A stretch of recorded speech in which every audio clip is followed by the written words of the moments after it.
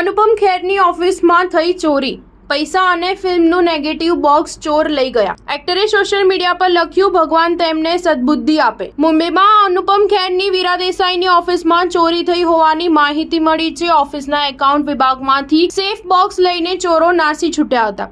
એટલું જ નહીં, ચોર તેમની સાથે એક ફિલ્મનું નેગેટિવ બોક્સ પણ લઈ ગયા હતા. સીસીટીવી ફૂટેજમાં ચોર ઓટોમાં બેઠેલા જોવા મળ્યા હતા. અનુપમ ખેરે આ મામલે મુંબઈ પોલીસમાં ફરિયાદ નોંધાવી છે. અનુપમ ખેરે પોતાના સોશિયલ મીડિયા એકાઉન્ટ પર આ સમગ્ર મામલાની માહિતી આપી હતી. તેમણે તૂટેલી તિજોરીનો વિડીયો પણ શેર કર્યો છે. પોસ્ટમાં લખ્યું છે કે મારી વીરા દેસાઈ રોડની ઓફિસમાં ગઈકાલે રાત્રે 2 ચોરોએ મારી ઓફિસના 2 દરવાજા તોડીને એકાઉન્ટ વિભાગમાંથી આખી સેફ અને અમારી કંપની દ્વારા નિર્મિત ફિલ્મની નેગેટિવ જે એક બોક્સમાં હતી તે ચોરી ગયા. અમારી ઓફિસે FIR નોંધાવી છે અને પોલીસને ખાતરી આપી છે કે ચોરોને જલ્દી જ પકડી લેવામાં આવશે, કારણ કે સીસીટીવી કેમેરામાં બંને સામાન સાથે ઓટોમાં બેઠેલા જોવા મળ્યા છે. ભગવાન તેમને સદબુદ્ધિ આપે. પોલીસ આવે તે પહેલા આ વિડીયો મારી ઓફિસના લોકોએ બનાવ્યો હતો. એક પોલીસ અધિકારીએ મીડિયાને જણાવ્યું કે ચોરોએ તાળું તોડીને રોકડ સહિત લગભગ 4.15 લાખ રૂપિયાનો સામાન